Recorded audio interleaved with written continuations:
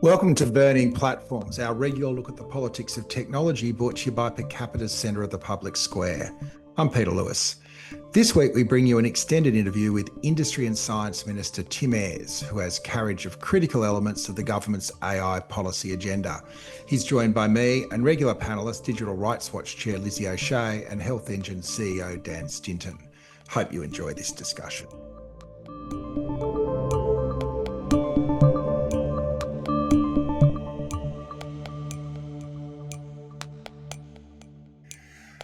Minister Ayres, Tim, thanks for making the time. We've been joking for a while. The only way I could get a proper conversation with you was to have you on my podcast. So here you go. Welcome to Burning Platforms. And I also want to introduce you to my partners in crime, Lizzie and Dan.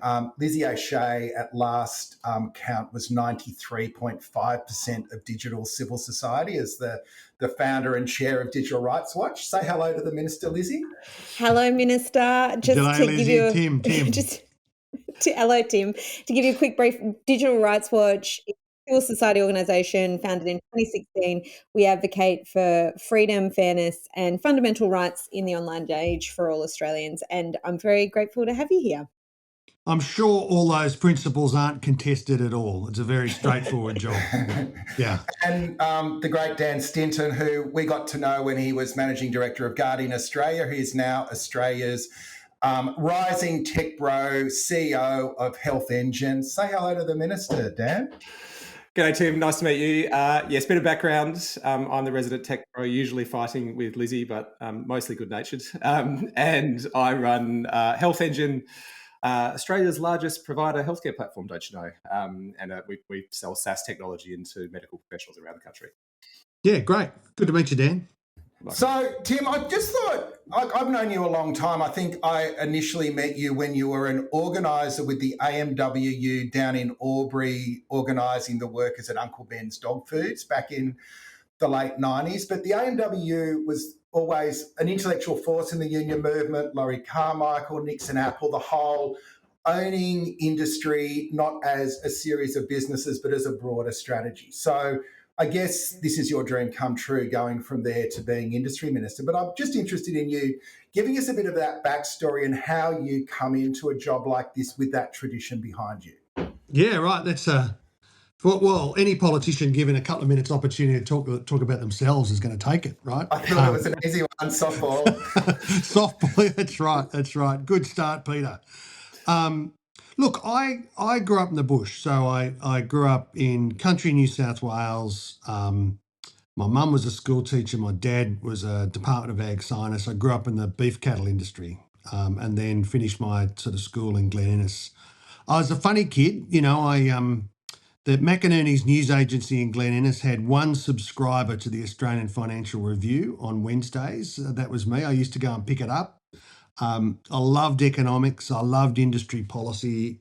I was interested in what the Hawke and Keating governments did to, reform the country and the role that the trade unions played in that. In that time, Charlie, in that piece of work. So yeah, I was a thrill, but I also grew up in an environment where, the Labor Party in Glen Innes was former shearers who are active in the AWU, railway workers, blue collar workers, and school teachers, and more sort of bohemian type. So it was a really interesting world to grow up in as a pretty impressionable young kid. So when I came to Sydney University, I studied industrial relations and walked straight into a cadetship at the ACTU, organising blue collar workers, ultimately with the AMWU back in regional Australia. So I've lived and breathed those communities. I worked for that union and ended up leading the New South Wales part of that union, playing a prominent role in that part of the trade union movement, where I saw the impact of declining industrial production in working class communities, but also what it meant in resilience and capability and productivity terms for the economy as well. So, being elected to the parliament at a time when industrial policy, trade policy, our approach to some of the strategic questions, the environment and energy policy have all come together in a way that is new, that pushes aside the sort of complacency on these questions. Is a really exciting time to be in the Parliament, and ultimately, as you say, being the Minister for Industry, an important opportunity to try and shape the future. Well, I'm just curious. So you've come out of the Labor movement into Parliament, but you've got a bent for economics. Tell us, I hear that you're a fan of Mariana Mazzucato. What do you think is the potential of that shift you've made in terms of influencing industrial economic policy in quite interesting or novel or even potentially radical ways? A couple of observations about that. Firstly, that smart, modern, good industrial policy really turns industrial policy upside down, right? That is, that the old way of thinking about it was an argument between proponents of big industrial policy that was really aimed at achieving economic and social outcomes, right? It's good to have these industries in Australia because it provides good work and good jobs in regional communities. And, the dry end of the argument who are opposed to any government intervention. I think where the opportunity that we have now is, instead of starting with that pretty dry old argument, that the purpose here is to build a modern electricity system that's capable of supporting industrial development and transition in the economy. It's to deliver iron production and critical minerals production in Australia, to lift Australia's position in supply chains, to make us more economically resilient. It's whether it's a more in the literature you're talking about, they describe it as a sort of mission focus, but I would say based on a purpose that is fundamental for our national interest, and the outcome is good jobs and investment in regional communities that really need it. I think that inversion applies a whole set of disciplines. You look at our Future Made in Australia $22.7 billion program. It starts with two national interest principles. How do we fight for future competitive advantage for Australia based on our particular energy advantage? But what are the industries that we need to be in for economic resilience reasons? That's a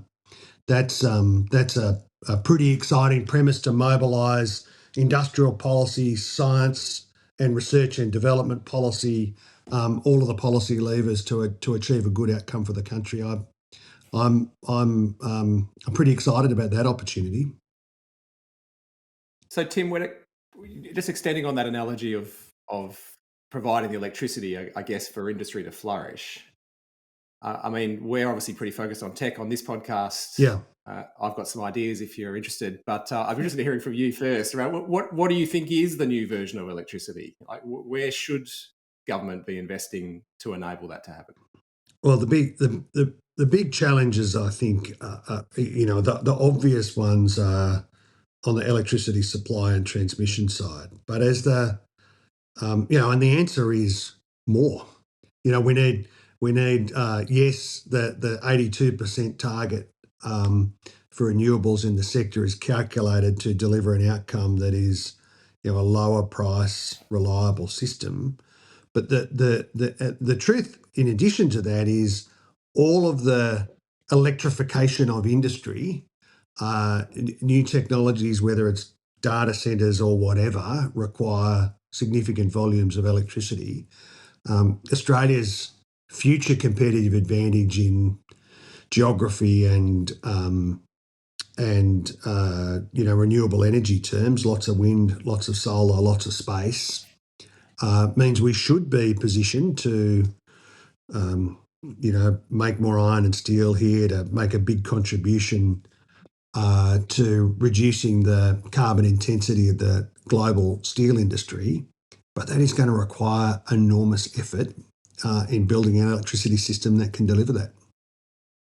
Are you concerned at the the claim on energy, and I might say water, that the AI vendors are placing on the government at the moment? How do you accommodate that with your broader Future Made in Australia, which is really about energy self-sufficiency for existing need? Yeah, well, we're of course working through a framework across government that deals with that, the enormous challenge, but the enormous opportunity that sits there. But if you ask me about it today, and you have, well, some of these proposals come with their own energy answers, and their own, they've thought through their approach in terms of water security, and make a contribution to the grid, as well as being using electricity from the grid. I want to see those kind of proposals that make a contribution in energy terms and make a contribution locally in terms of the tech sector as well. So there's a bit of offtake and capacity for local industry. I want to see those, on the fast track. Basically, I want more of that kind of activity in the country, because it comes with all sorts of economic benefits, but it also gives Australia a stake in the global system. Means that we're more able to shape the future than if we're sort of sitting back and allowing this whole thing to develop without Australia having a say in it. So you've been in the job, Tim, for a couple of months now. What do you make of the tech industry? Are they good faith actors, or are they tech bros? What do you find that there's a difference between how you discuss these topics with local tech companies versus big US tech companies? I'm interested to hear what your take is about dealing with that industry, maybe as compared to others. I suppose that it's a sort of interesting thing if you come at this from my background. Like I'm not a digital native. I'm not sort of Not a tech head.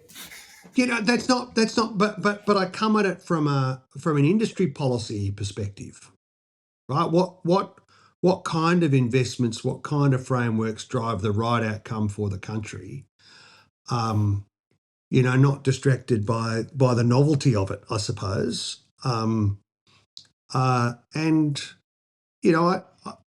don't see the sector in a different the large interests from overseas, that engage the same kind of issues as the large interests in iron and steel, or in the resources sector, or whatever. I mean, I'm not really, you learn something from every engagement you have with some of these firms. I've been very engaged with the local tech sector as well.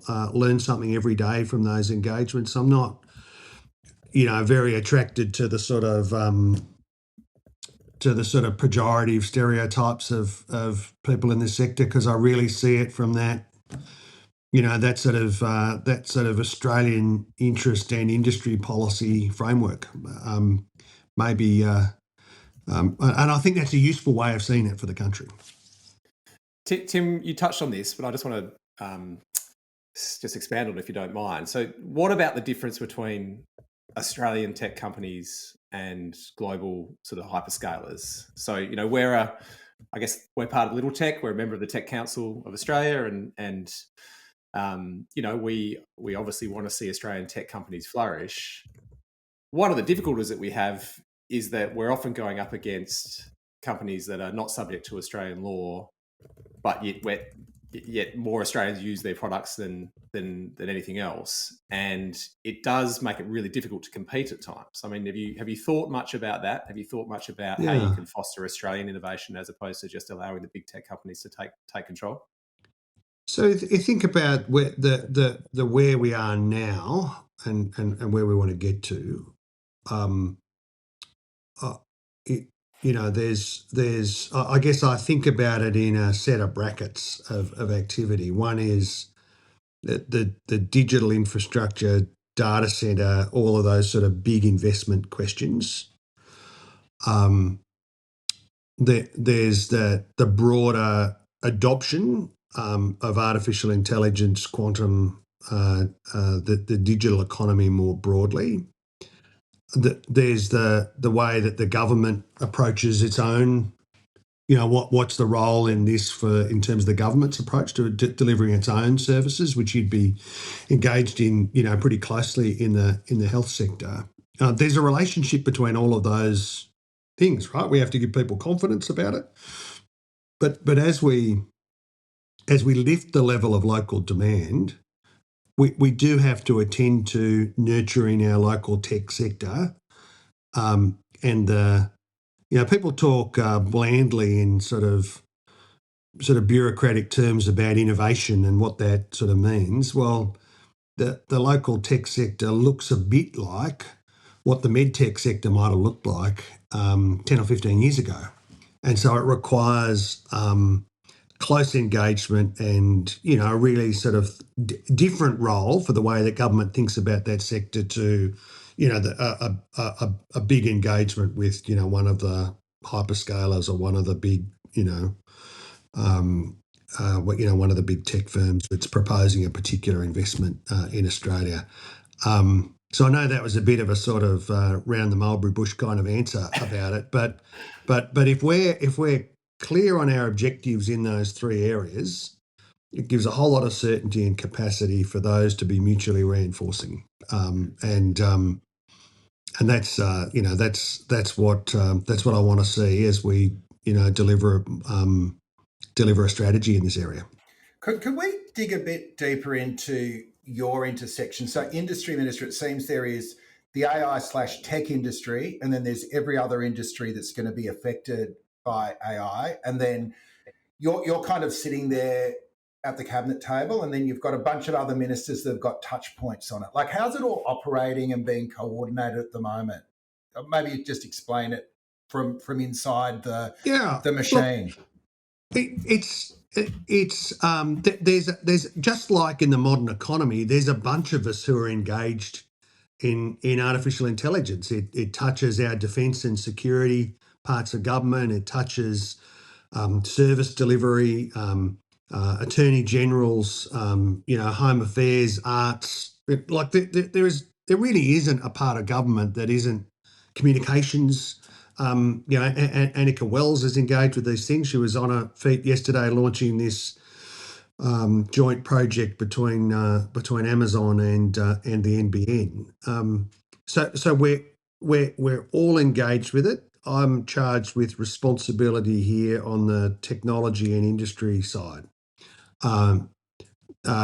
What I think the sector expects and they will get from government is a tightly coordinated approach so that, you're getting one answer, not like listening ears on, listening to the sector and learning and adjusting as we go, but a consistency of approach. That's the first thing.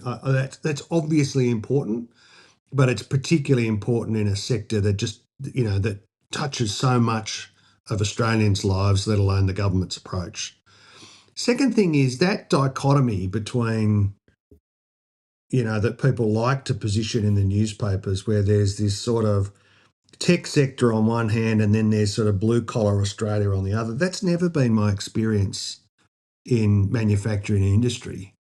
There isn't a single successful manufacturing firm that's not engaged with robotics and automation and the digital economy and CAD design systems and all of that effort. Like blue collar workers in the regions and suburbs are engaged with these issues already.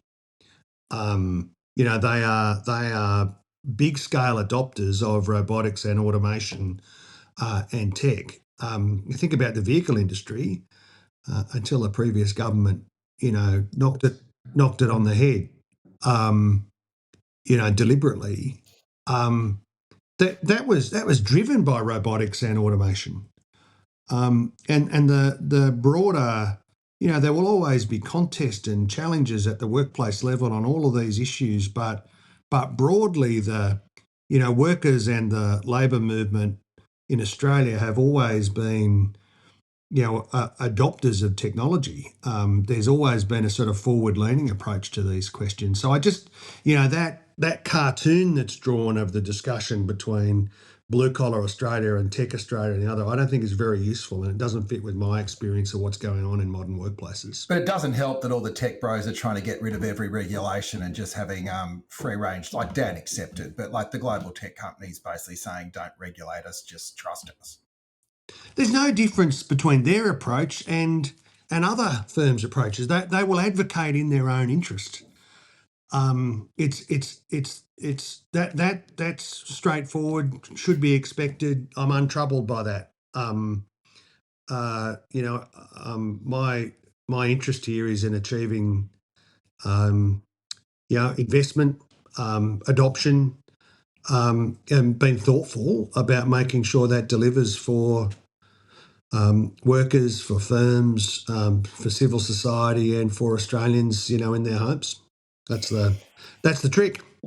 I mean, I would agree with you 100%, Tim, that tech is not something that's just decided by a bunch of bros with the fancy devices. But I mean, I also think it's not the role of government to kind of find ways to make their products profitable. And I sometimes think that anti kind of regulation bent, or we've just seen the Productivity Commission put out a report on this, right? And they say, sure, regulation's necessary, but not that regulation, not that regulation. In fact, we need to roll back some of the regulation we've already got. And that sits in stark contrast to what Australians want, right? Like 9 in 10 Australians want stronger privacy protections legislated, which is not what the Productivity Commission supports, right? And then also, it's actually counterintuitive if you're thinking about trying to get workforces, the public, to embrace new technologies. Most people say, 83%, I think, on the KPMG survey, say that they would be more likely to use sophisticated AI technologies if they were confident that it was regulated and there were assurances in place. So this idea of that this industry is to be trusted rather than regulated for fear of stifling innovation, I think actually sits as counterposed to moving the economy into the 21st century, because it will create problems with take-up.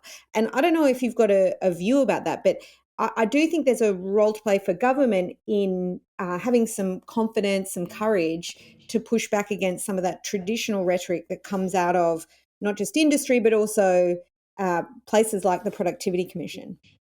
I feel duty bound to say, the Productivity Commission is but one source of advice for the government. I pay attention to what they have to say, but there's one of the things about this area of policy and the novelty of it is that people say two contradictory things at the one time. People hold two thoughts in their head at the one time. So it's, I think, completely reasonable for Australians to be sceptical. And the research demonstrates that there's that sort of apprehension and scepticism. But at the same time, they are huge adopters of the technology already. And some of the research demonstrates they're adopting it and using it in their work. In many cases, not then, telling the boss that that's where they're up to. There's some push and pull going on here. And that's been the case with every wave of technology. I mean, some of the views I think that people hold about this technology are shaped by very natural Australian apprehensions about the social media landscape and what that's doing in terms of people's kids and the way that they think about the world, about surveillance technology, about the role of digital technology. There's people's experience of previous waves of activity that are still unfolding. I don't think that means that we should be frightened and curl up in a ball on these questions. I think we should be pragmatic and lean into the opportunity and build our own capability to respond to problems. The good news on a lot of these questions is Australian law applies now. Right, that's not the case in every jurisdiction around the world. Australian law applies now, and that should give people some confidence We've got capacity in our industrial relations system to deal with change, and there's things that we can get up and about on now, and I do think leaning into the opportunity gives us more capacity to shape it. Tim, I totally acknowledge that existing laws obviously provide a lot of protections, notwithstanding that there are areas, as Lizzie touched on, privacy being the main one, where I think we need more protections. But just coming back to, the Productivity Commission's report, one of the things that they are calling for is, in a way, a watering down of some of those protections when it comes to copyrighted material to enable these large language models to train on Australian content or data or what have you. It's got a bit of criticism already for that from different organisations, but I think, they weren't necessarily saying it's open season. They were perhaps saying maybe an APRA-AMCOS type system for Australian copyrighted material is where we need to get to just make it more efficient for these LLMs to be able to operate in Australia. What's your take on that? I know this is probably stepping outside of your portfolio now, but nonetheless, it's relevant. Like, where do you see this going? Given these large language models are going to be so foundational to the economy and to industry going forward, what are your thoughts around the need to move in this area? Well, there's no proposal in front of government to, the existing copyright protections that are in place for Australian copyright holders in Australia are there. There's no proposal to move around those, and I'm not persuaded that let's focus on the rights that copyright holders have and support them. Support them in that work. There is a lot to get on with here. It's an interesting sort of dinner party discussion, this, but copyright protection is pretty important. The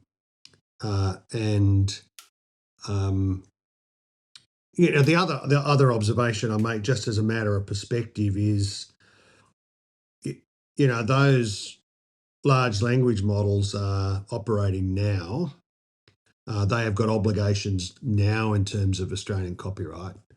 But Australia, in terms of the sort of amount of sort of IP content around the world, Australian copyright is a small part of the. It's important to us, but it's a small part of what's going on around there. So I'm not. There's no proposition that runs counter to that. It's an interesting contribution from the Productivity Commission, and others will pay attention to it, of course. That said, those large language models stole all the data they trained on, like Lizzie's book, my book, 180,000 authors. Their work was just hoovered up to teach the model, and that's an ongoing process. I'm interested, Tim, in that idea.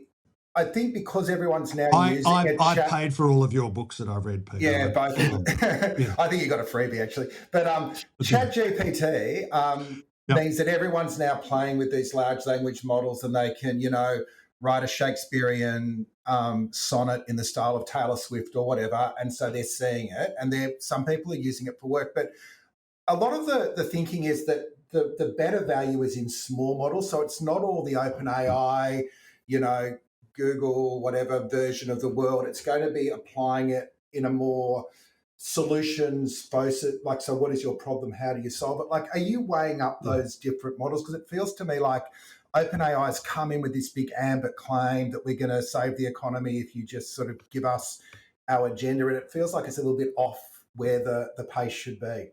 Well, there's a bunch of other platforms as well that all behave in different kind of ways. Isn't the answer all of the above? It's a bit like trying to predict. It's a bit like trying to predict, which automotive platforms are going to be adopted by by consumers. So this is a fast evolving set of technologies, and there'll be big propositions. It'll be interesting to see where governments around the world go in terms of their own approach to, building their own sovereign data capabilities. Large firms groups of economies around these questions. That's why I say, the idea that you'd confidently predict where this set of technologies will be in 3 or 5 years' time.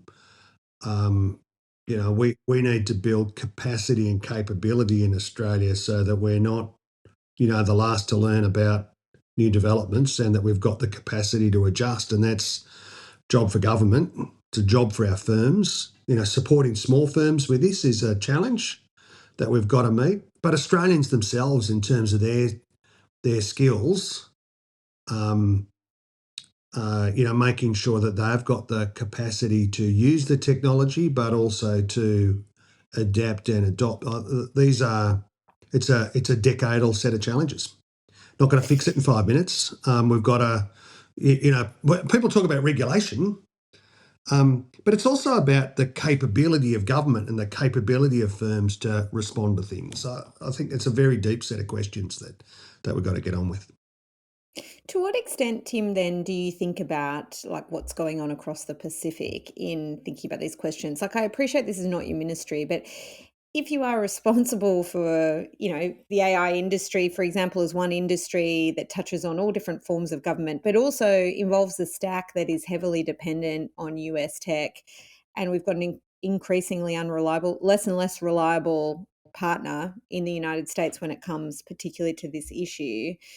And they've got a particular approach to regulation that involves treating it as a component of trade policy.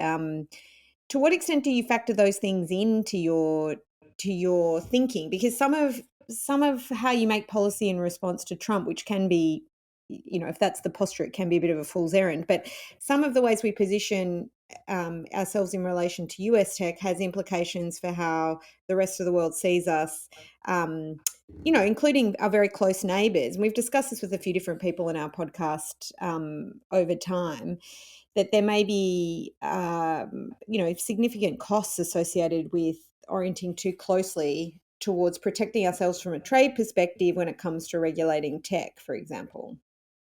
Yeah, look, it's a vibrant sector in the United States that's got a lot of support from government.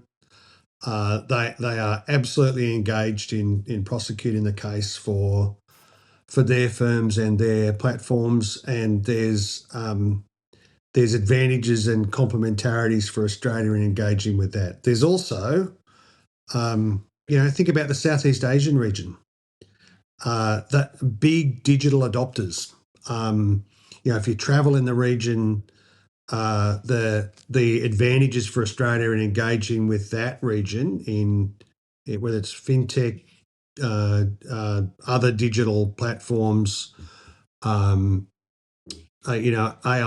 all of these questions. That's got to be a focus. We've got a strong engagement, in particular Singapore, around some of these questions with our partners in the European Union, with the United Kingdom. I see, again, it's like one of these industry categories that we've got to be focused on the Australian interest. There are absolutely advantages for Australia in engagement across the Pacific with that sector, but it's not the only place that we're up to our ears in discussions with governments and with firms around the world.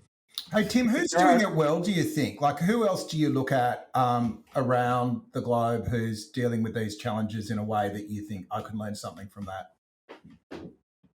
In a way, I don't, because the way that the discussion is framed up at the moment, it's not particularly helpful for me to pick out one, right? Because then there's like a cartoon of the debate. So if you say, I think, I'm watching what's happening in North Asia and the Japanese and the Koreans on these questions, but that doesn't mean that I sort of enthusiastically think that all of that they have their own. It's just everyone's trying to work it out, right? Yeah. But I'm watching closely. Some economies going really hard on digital infrastructure, some on their tech sector, some on the defence and strategic side. We've got to carve out an Australian solution or an Australian approach that's in our interest, and we've got there's a lot to be said for Australia on this. We're a good place for investment on the infrastructure side, energy, secure, stable governance, sit on the edge of the fastest growing region of the world in human history, or as I say, are big tech adopters themselves. We've got actually a really strong, I don't want to make you blush, Dan, but a really strong local tech sector. With all sorts of capabilities that I don't think are popularly understood. We've got a workforce that's, it's the highest levels of tertiary educated workforce. We're really doing very well in terms of the skills and capabilities of our workforce, in terms of trades training, university training. We've got a resilient firm sector, and there's work we need to do in government to improve our adaptability, including at the state and territory level. So there's a lot to be said for Australia and Australia's particular needs here. And I'm reluctant to sort of point to one economy and say, we're with them, because it just means you end up in a sort of cartoon-like debate on the front page of one of our national broadsheets, because they're all listening to burning platforms, yeah. Yeah. And where, we've got to have some sort of discipline and focus about the way that we approach this. So, Tim, it sounds like from what you've just said then and some of your previous public comments, certainly the infrastructure, the tech infrastructure, the data centres are going to play a massive role because of Australia's natural advantages in that. That seems like a bit of a given, and I think it makes perfect sense. We are exposed, though, with, I know I'm obsessed with large language models, but nonetheless, I'm of the firm belief that they're going to touch every sector of the economy, including ones that aren't in tech, as you've sort of touched on earlier, right? Yeah. And the problem that we've got, or the risk that we've got, it's not a problem now necessarily, but the risk that we have is that there really are only a few models that you can use. So our business is very reliant on OpenAI and Google Gemini. We've done stuff with Claude before. Certainly anecdotally, all of the companies that are in tech that I speak to are all building on one of those three models. Some are brave enough to build on DeepSeek, but that's challenging and not necessarily a long-term strategy in my view, but nonetheless. But there isn't an Australian equivalent, is my point, right? There isn't an Australian equivalent. And the issue that I can see, we've had this problem with the cloud infrastructure and us being hugely reliant on AWS and Microsoft and Google and the like there. But this feels like a much worse problem because the inference of these models is really up to these large language models that are overseas that we don't really have, again, they're very opaque. Are you concerned about that at all? I mean, I'm not proposing, by the way, that the Australian government goes and spends $500 billion building a large language model, but I don't know what other remedy there is. I mean, is it just, do we just have to accept this risk, or do you think it's not that big a risk? I think that me venturing a view about an Australian model after you said $500 billion would cause my next meeting with the finance minister and the treasurer to be sort of more difficult than it needs to be. Well, that's what OpenAI is spending, I guess, is the maybe $13 billion a year, which I think is what. DeepSeek's a lot cheaper. But the technology's changing fast, and the costs are changing fast, and the issues of what kind of Australian capability do we need to build? These are, I think, the arguments are there to be made, and how government approaches its own, its own systems. One of the reasons that I want, where maybe I part company with Lizzie on I think your opening to one of the questions, Lizzie, was yes, of course we want tech firms here active, up and about, profitable. There are limits and constraints to all of that, of course, but I want the capability here so we can make smart decisions about the future. I don't think it's open to Australia to sort of lean back for that and then try and, do some technological leap. We're going to have to We're going to, this is moving pretty quickly, and unpredictably. At the very moment that somebody predicts that there's going to be an enormous leap in capability, you can be pretty confident that it'll slow down for a little while. The moment that people say it's slowed down, it'll speed up. Like we have to build the capacity and the capability here, and that does involve investment. So we've got about 10 minutes of your valuable time left. We would be remiss if we didn't each take a moment to pitch our big idea at the minister, given we've got, you don't need to pledge anything today, but we just all wanted to take the chance. So I want to start off with my big idea, Tim, which I'm a big fan of the Luddites, the heroes of the industrial era, because they said the technology should be used to support us, not to replace us. There is great thinking around at the moment. Nobel Prize winner Darren Acemoglu's book, Power and Progress, posits that only when this technology is used to augment labour rather than replace labour do you get productivity. And one of the ideas that he pushes forward is that workers should really be given both the knowledge and agency over the way it's developed. Now, one way of doing that would be to reimagine works councils, which I know was part of the old AMWU framework for a vibrant economy, that there was real worker voice in the way that companies went about both operations and technological change. Now, I don't think the ACT has gone that far, but I just feel like a structural change like that would actually create the best bits of innovation by anchoring it in the workplace for the workers, and that's where you get productivity. Tell me where I'm wrong. This wouldn't be the first time, listeners, that Peter Lewis has taken a more radical position than the peak body of the industrial wing of the labour movement in Australia. So don't faint when you hear this. Oh, look, there's a set of course there will be change in the labour market as a result of the adoption of new technology. Like it's axiomatic. There will be, depending upon who you listen to in terms of the scale of that change, there's a bit of sort of marketing going on, in my view, amongst some parts of the, big tech, who are trying to underline the power of the platforms that they have. But we'll see. In 20 years' time, there will be jobs exist that didn't exist today, and there will be jobs that of which there are many today that won't be the case in 20 years' time. That will occur. It occurred as a result of the adoption of Excel spreadsheets. But also, just like whether it's Excel or some other technology, it will also have a powerful effect in terms of augmenting work and changing the way that people work. And our approach to that has to be supporting skills development and confidence, the confidence that comes with that, the agency that comes with that, the capacity to shape it individually and collectively.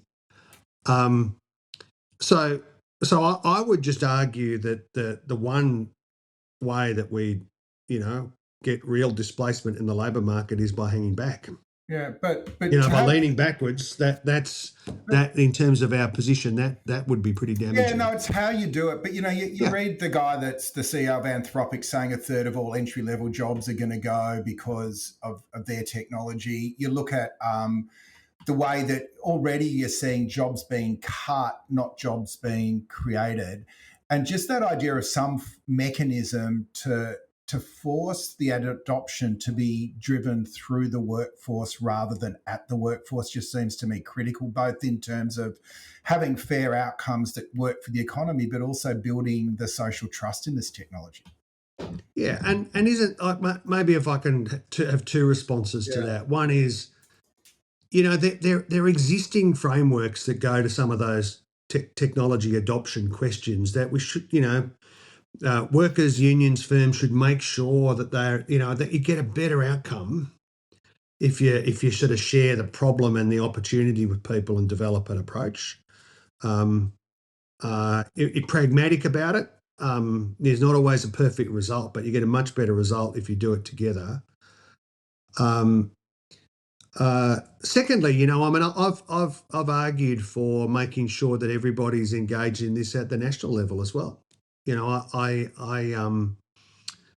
you know, made the case for unions, business organisations, our research capability, civil society organisations to all be at the top table because, you know, so much is at stake on these questions. It had the hilarious response the following day. Someone wrote an opinion piece in the Australian Financial Review, one of my Liberal colleagues, that was titled "Tim Ayres is wrong." Oh. It was That's what great. we're going to call this podcast this week. It was great. It meant, you know, I went home. There are a few copies of the Financial Review on the, you know, one in one of the kids' rooms, one on the dining table. You know, it's allowed. It was but you know that the sort of response to it really. You know, it seems like, I think, a pretty foundational Australian idea, right? That actually, when faced with a set of challenges and opportunities, we're better off dealing with it together. Shouldn't be that controversial. You know, the business community, you know, that they want that. You know, that they want. You know, it's a better outcome if we've got, you know, consensus around where we're headed on these questions, and we can develop more creative solutions. You know, as I said before, there's a bit of a cartoon drawn to the public debate around these questions, and you just got to be sort of sensible and pragmatic about it, and sort of keep it moving along, I reckon. Pitch your Tim, idea, Lizzie. Time's running out. I mean, time's running out, which is always true when Peter's got a bright idea. I suppose the other thing that'll be no news to our listeners. But my proposal is pretty high level, but I'll give more time to Dan. But one of the things I did just wonder about is whether we could have a different approach to data. As the powerhouse of AI technology, we obviously have large, high-quality data sets in Australia, but the governance of them tends to be treated as something that's technical. The National Data Council doesn't have anyone from civil society on it, for example, and also it's treated as a resource that could be mined. You know, we talked about the Productivity Commission's view of that, which, you know, may not necessarily be taken up by the government. Is there an alternative way to think about these data sets as something that can be governed by people, as in if it's data about you, you get to have some kind of say? We've seen different kind of experimentations with this in other levels of government where there's more community consultation about how information that's gathered from people is then used to inform sophisticated technologies. And that could also be true for data sets that aren't specifically about people, that you need to find ways to give the public a say for it to be a communal resource that we all govern and control and get the benefit of, rather than just something that is either open to the private sector to exploit and use, or something that is treated as neutral, as not relevant to people and not in their interest to have a say over. I wondered if you thought about that. I mean, the idea I have in my mind is some kind of cooperative arrangement, or some of those old kind of governance structures that you could apply to these very modern kind of assets and governance problems. Anyway, that's a big question, so you don't have to answer all of it, Tim, because Dan's probably got a better idea to pitch to you in a sec. I sense, Lizzie, that if I answer any of it from a basis of not knowing the answer to some of those questions, that I'll venture into strife. That's the kind of answer I love. That's right. That's right. Look, there's a sense in which that's a not new set of issues, but also it's new because the technology elevates the role of that. It's I've always wondered, I'm very happy to super. continue talking about it. That's my best response that I could give. But reasonable. Yeah, Dan, take the mantle. Dan, come on, smash us. Look, mine's going to seem really boring as usual compared to the very highfalutin suggestions from Lizzie and Peter here. But it's going to take us full circle right back to the beginning. It's an idea where I think I'm pushing on an open door here, Tim, given your comments earlier. But I reckon that the Australian federal government should be building a sovereign cloud capability in Australia and investing more in the data centres and allowing the capability for AI training and inference to happen here in Australia. I would love it if there was an option other than an AWS or an Azure or a Google Cloud for Australian companies to work from. There is in other countries. India is a good example. I would love to see some of the Future Made in Australia funding go towards that. So not quite as perhaps as consequential as the previous suggestions, but what are your thoughts? I thought I'd get tough questions, but I've ended up with like big ideas. Look, we've got lots of them, Tim. But isn't that one of the things that, I mean, it's one of the things that makes you confident about where we're going to end up. Like there've been a series of, whether it's the Tech Council or it's discussions with the trade unions, Business Council, whoever, actually there's a lot of enthusiasm and creative thinking going on, and you know, people represent their sort of sectional interest. Of course they do, but actually there's a little bit of an eye on what's the Australian interest here, and I reckon that's a pretty good place for the country to start. Hey, on that note, I know we've wound down the clock for your next appointment, but thank you so much for taking the time, Tim. We'll be sharing this with our very select audience and hopefully getting some more people listening along. But it was a fascinating conversation. You were very generous with your time, and yeah, it was great to introduce you to my friends. Yeah, good to meet you, Lizzie and Dan. See you soon, Peter. Thanks, Tim. Bye.